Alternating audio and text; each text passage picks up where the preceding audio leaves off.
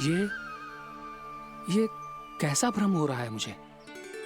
मुझे लगता है अपना काम करना चाहिए। एकादशी के पहले प्रार में व्रत पूरा करना बहुत आवश्यक होता है। ना तो एकादशी का व्रत भी पूरा ना मानो जातो। इतनी सारी ज्ञान की बातें तुम्हें कैसे पता है लल्ला?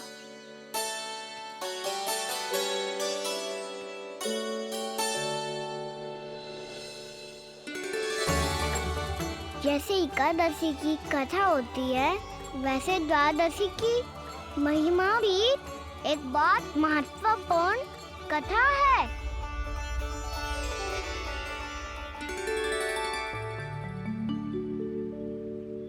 कैसी कथा?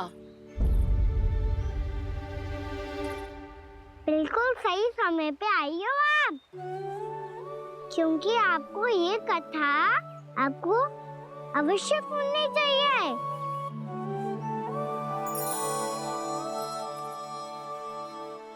मुझे क्यों? पहले सुन तो लिया, फिर स्वयं ही पता चल जाएगा। बहुत समय पहले एक राजा हुआ करते थे, राजा अम्बरीश। भगवान श्री हरि के बहुत बड़े भक्त थे। ओम नमो नारायणाय। ओम नमो नारायणाय।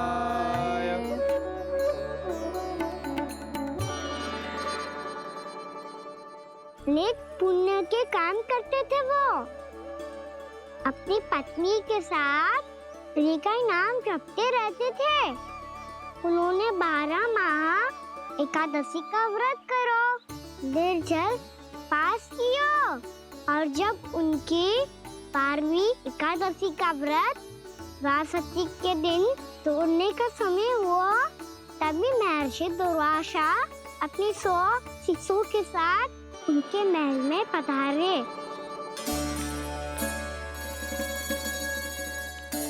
प्रणाम स्वीकार करें महर्षि। आप जैसे महान ऋषि मेरे राज्यसभा में आए, वो भी ऐसे अवसर पर जब मैं और मेरी पत्नी निरंतर 12 एकादशियों के बाद अंतिम एकादशी का व्रत तोड़ेंगे। इससे बड़े सौभाग्य की क्या बात हो सकती है हमारे लिए?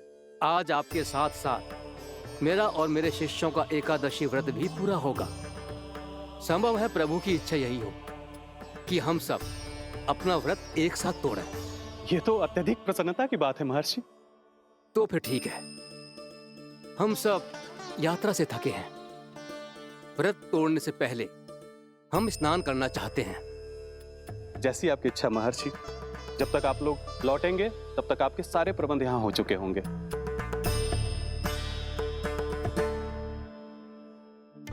महर्षि दुर्वासा स्नान करने गए थे, पर उन्हें लौटने में विलंब हो रहा था, और इधर द्वादशी पर व्रत पूरा करने का मुहूर्त बीता जा रहा था। महाराज अम्बरीश बड़ी विरक्ता के साथ महर्षि दुर्वासा के लौटने की प्रतीक्षा कर रहे थे। महाराज, व्रत तोड़ने का मुहूर्त बीता जा रहा है। बस कुछ ही समय बचा है। महर्षि और उनके शिष्यों को लौटने में न जाने कितना समय लग जाएगा। मेरा सुझाव है कि आप मुहूर्त समाप्त होने से पहले व्रत अवश्य तोड़ लें। गुरुदेव, हमने महर्षि दुर्वासा को वचन दिया है कि जब तक वो लौटेंगे नहीं तब तक हम व्रत नहीं तोड़ेंगे। इसीलिए मैं उनके लौटने के बाद ही भोजन ग्रहण करूंगा। पर महाराज, मुहूर्त यदि बीत गया और समय रहते हुए नहीं आए तो महाराज आपका व्रत पूरा नहीं होगा। महाराज, आपको उसका फल नहीं मिलेगा। महाराज, 12 एकादशियों का व्रत व्यर्थ चला जाएगा। किंतु गुरुदेव, यदि मैंने भोजन कर लिया तो ये तो अतिथियों का अपमान होगा। आप उचित कह रहे हैं महाराज। भोजन के लिए उनकी प्रतीक्षा अवश्य कीजिए महाराज। पर मुहूर्त रहते हुए एक तुलसी का पत्ता और जल ग्रहण कर लीजिए। इससे आपका व्रत भी पूरा हो जाएगा और अतिथि का मान भी रह जाएगा। आपका सुझाव अच्छा है गुरुदेव।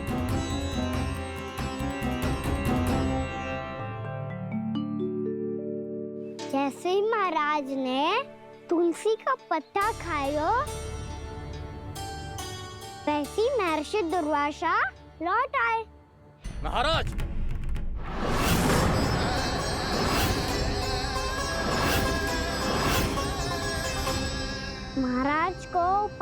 करते देखते बहुत क्रोधित हो गए।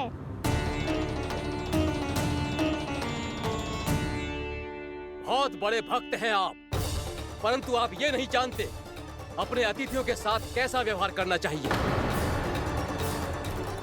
आपने हमें साथ भोजन करने का वचन दिया था, पर अपना व्रत क्यों तोड़ा आपने? महर्षि, मैंने भोजन नहीं ग्रहण किया। कहीं मुहूर्त न निकल जाए इस कारण मैंने एक तुलसी का पत्ता ग्रहण कर लिया।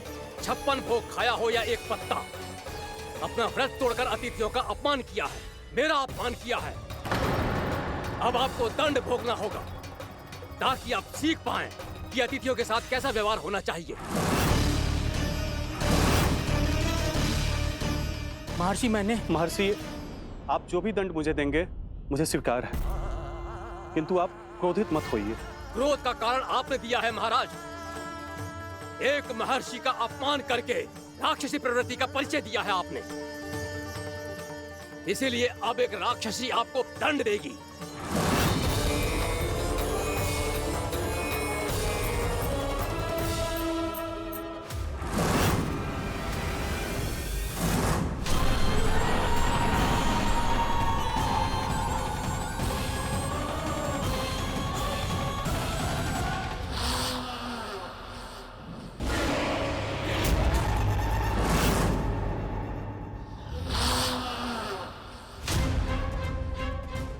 हे प्रभु, यदि मैंने सच में महर्षि का अपमान करने की भूल की हो तो मैं उसका परिणाम भोगने के लिए प्रस्तुत हूं।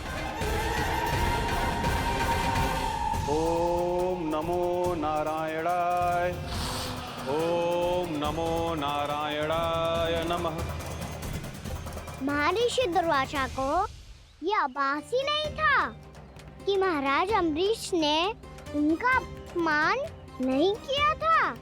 फिर भी उसे अपमान मान के वो श्री नारायण के भक्त पे संदेह कर रहे थे। मैंने भी तो भोला राम की भक्ति पे संदेह किया था।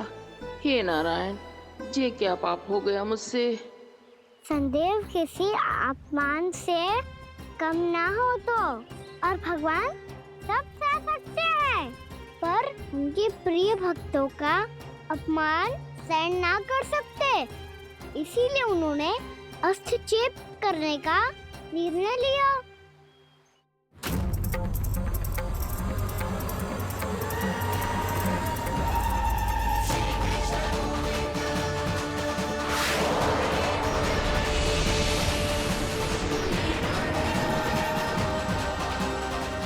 ओम नमो नारायणाय।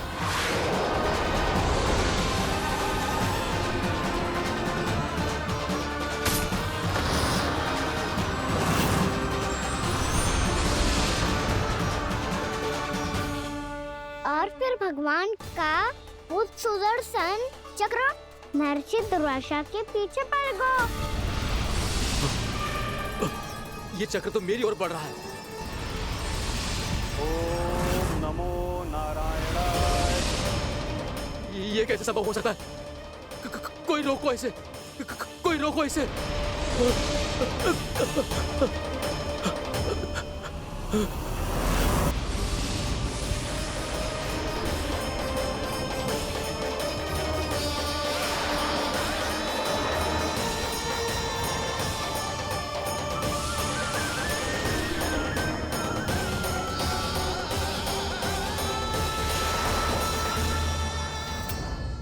चक्र से अपने प्राण कैसे तैसे बचाते बचाते महर्षि दुर्वासा ब्रह्मलोक जा पहुंचे। ब्रह्मदेव, रक्षा कीजिए ब्रह्मदेव, सहायता कीजिए, मुझे बचाइए ब्रह्मदेव, रक्षा कीजिए। ये सुदर्शन चक्र मेरे प्राणों के पीछे पड़ गया है, मुझे बचाइए ब्रह्मदेव, मुझे बचाइए। महर्षि, मैं चाहकर भी आपकी सहायता नहीं कर सकता। ऐसी स्थिति में यदि कोई कुछ कर सकते हैं तो वो है सुदर्शन चक्र के स्वामी विष्णु, क्योंकि सृष्टि में केवल वही है जो इसे नियंत्रित कर सकते हैं। वो ही इसे वापस लौटने का आदेश देकर आपके प्राणों पर छाए हुए संकट को दूर कर सकते हैं। किंतु हाँ, मैं सुदर्शन चक्र से इतना अवश्य कहूंगा कि जब तक आप विष्णु लोक में पहुंच नहीं जाते, वो आपको किसी भी प्रकार की हानि ना पहुंचाए। आपका बहुत बहुत धन्यवाद। आपकी सदा ही जय हो।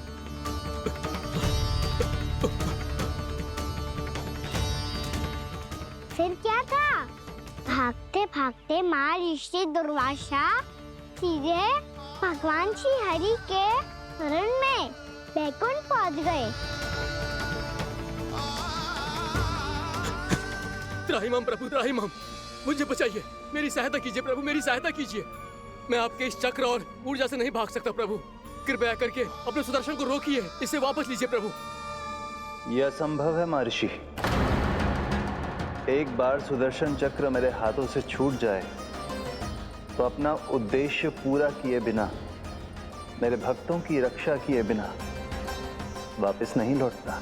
कोई तो उपाय होगा प्रभु, कृपया करके मेरे प्राण बचाइए प्रभु। मैं सुदर्शन की ऊर्जा से जलकर भस्म नहीं होना चाहता प्रभु। आप जो कहेंगे मैं करूंगा प्रभु। मेरी सहायता कीजिए प्रभु, मेरी सहायता कीजिएगा। मैं अपनी प्राण रक्षा के लिए कुछ भी करूंगा प्रभु। आपने मेरे भक्त राजा अम्बरीश को भक्ति का कर्तव्य निभाने के लिए अपमानित और दंडित किया है महर्षि, पर भक्त की रक्षा करना भगवान का कर्तव्य है। इसलिए यदि आप भक्त राजा अम्बरीश के पास जाकर क्षमा याचना करें और यदि वो आपको क्षमा कर दे तो ही ये चक्र आपके प्राण लिए बिना लौट सकता है। अन्यथा आप तो जानते हैं महर्षि, मेरे भक्त का अपमान मेरा अपमान। भक्त का अपमान भगवान के अपमान से कम ना हो तो है। महर्षि दुर्वासा को भी ये बात समझ आई और फिर उन्होंने महाराज अम्बरीश से क्षमा याचना की।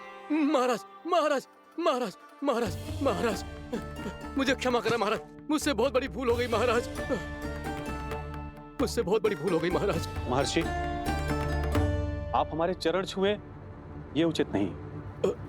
महाराज, महाराज अम्बरीश, आप नारायण के सच्चे भक्त हैं। मैंने आपको अपमानित किया, दंडित करने का प्रयास किया महाराज। इस अपराध के लिए मुझे क्षमा कीजिए महाराज, और इस सुदर्शन चक्र से मेरे प्राण बचाइए महाराज।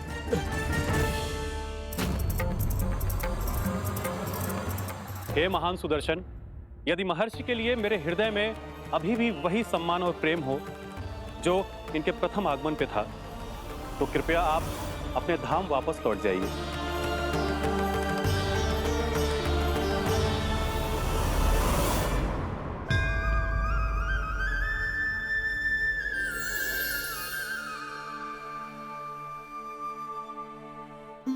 आपका बहुत बहुत धन्यवाद महाराज अम्बरीश। मैं आपको आशीर्वाद देता हूं कि आप देवराज इंद्र के समान शक्तिशाली हों। आपकी कीर्ति का पताका 10 दिशाओं में फहराए। मेरी बस एक ही इच्छा है महर्षि, कि मैं आपके साथ अपना उपवास तोड़ सकूं। अवश्य महाराज, हम सब भोजन आपके साथ करेंगे और अपने आप को नारायण की सेवा में अर्पित करके व्रत को पूरा करेंगे, क्योंकि आज जो यहाँ हुआ है उससे सिद्ध हो चुका है कि एकादशी व्रत का फल द्वादशी की सुबह भोजन करने से ही प्राप्त होता है। इस कथा से हमें पता चलता है कि सभी को द्वादशी के सुबह भर पेट भोजन करके एकादशी का व्रत पूरा करना चाहिए। और दूसरी बात, भगवान की सच्ची भक्ति अपमान कभी ना करना चाहिए। उनके साथ सदैव प्रेम से व्यवहार करना चाहिए। यही भगवान को सबसे अधिक प्रिय है। भैया भोलाराम, मैंने भी श्री हरि पे तुम्हारे विश्वास का उपहास उड़ाया था, मुझे क्षमा कर दो। ना ना, आप क्षमा मांगकर मुझे लज्जित मत करो, आप तो मेरी बहन जैसी हैं। जब महर्षि दुर्वासा जैसे महान ऋषि को भी प्रभु के भक्त से क्षमा मांगनी पड़ी, तो मैं तो बहुत ही तुच्छ हूँ। मुझे आपकी किसी भी बात का बुरा ना लगा। पर पता है प्रभु को कौन सी बात कब भूला रखता है? कौन सी बात? जब उनका भक्त भूखा रहे, हमें भी अपना व्रत पूरा ना करे। और जैसा कि आप सभी ने अभी कथा से सीखो है, एकादशी के व्रत को द्वादशी की सुबह अवश्य पूरा करना चाहिए। अब आप जाओ, अपना व्रत पूरा करो।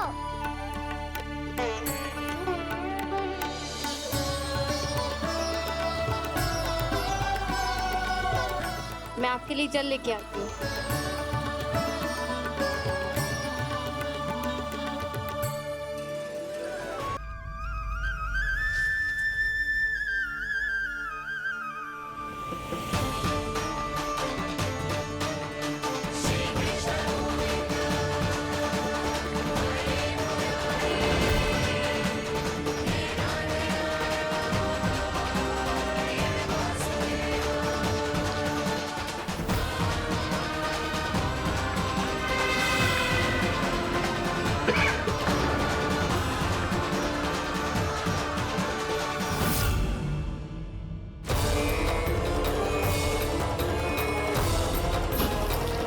इतने वर्षों में स्वामी का ध्यान कभी भंग नहीं हुआ। ये अचानक क्या हो गया इन्हें? स्वामी, महाराज, महाराज संभालिए अपने आप को।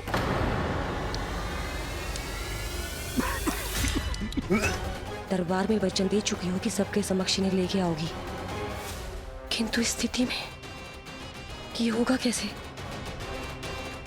महाराज,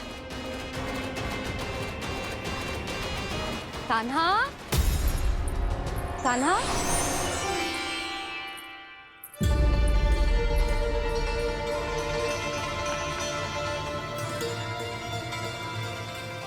कान्हा,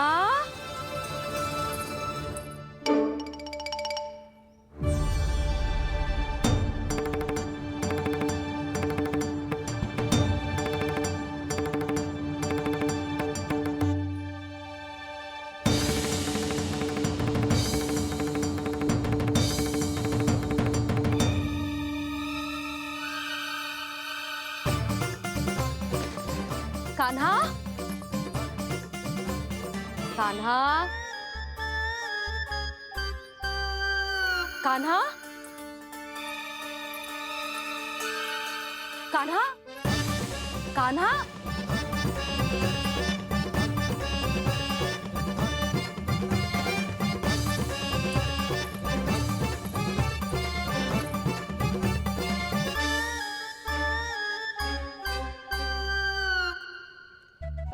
कान्हा,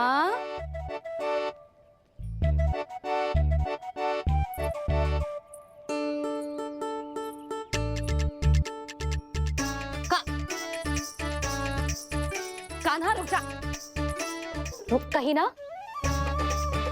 बस बहुत हो गया भूल पे भूल, पर आज तो तूने सीमा ही पार कर दो।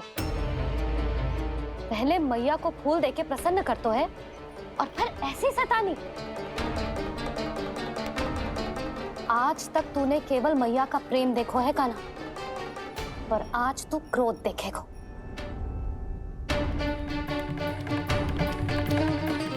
मैया, चल भीतर चल।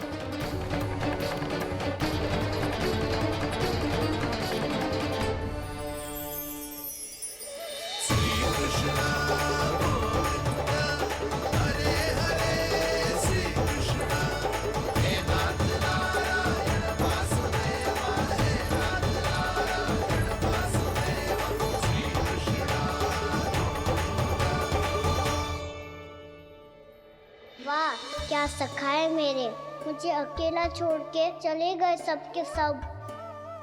कैसा ढीठ है रे तू, अभी भी दृष्टि बाहर की ओर है तेरी। धन्यवाद दाऊ, कम से कम आप तो हो मेरे साथ।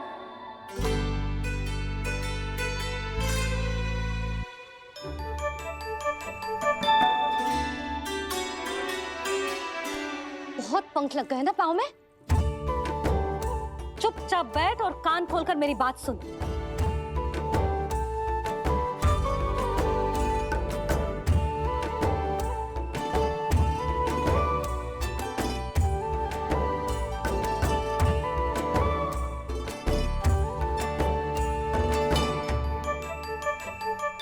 मैंने मना की थी ना बाहर जाने से।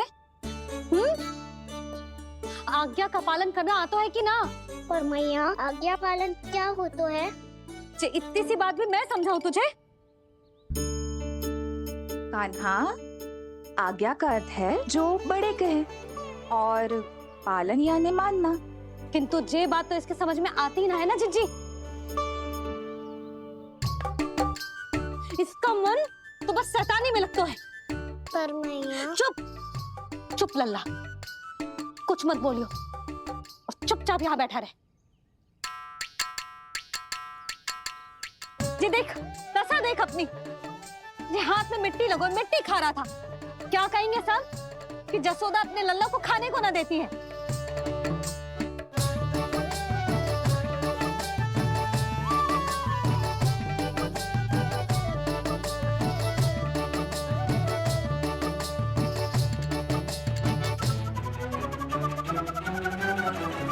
कुल्ला कर।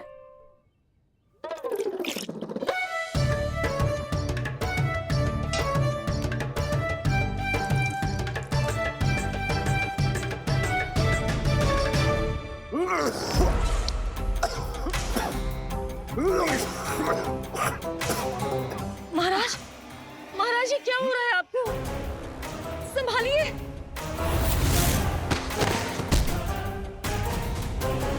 आपको क्या हुआ है महाराज? और आपके मुंह में ये मिट्टी कहाँ से आई? मिट्टी कोई खाने की वस्तु है भला? हाँ? और मैंने मना करने पर भी बाहर गए और मैं पकड़ने आई तो भागने लगो। अब कछु बोलेगो भी कि चुप रहेगो?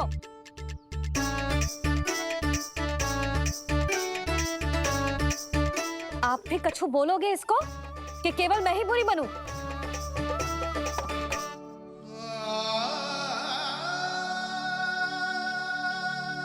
सुनाई दे रहा है कि ना? कछु बोलोगे आप कि ना? इससे पहले बाबा को मेरे कारण मैया का क्रोध सहना पड़े, मुझे तो कुछ करना ही पड़ेगा। मैया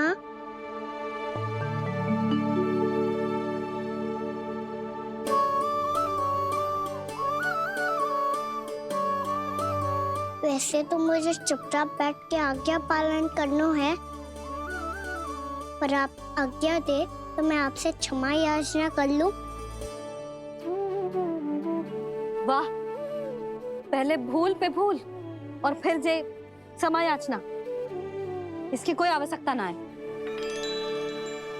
खाना क्षमा मांगने के लिए केस नहीं, कान पकड़ते हैं, वो भी दाएं हाथ से बायां कान, बाएं हाथ से दायां कान।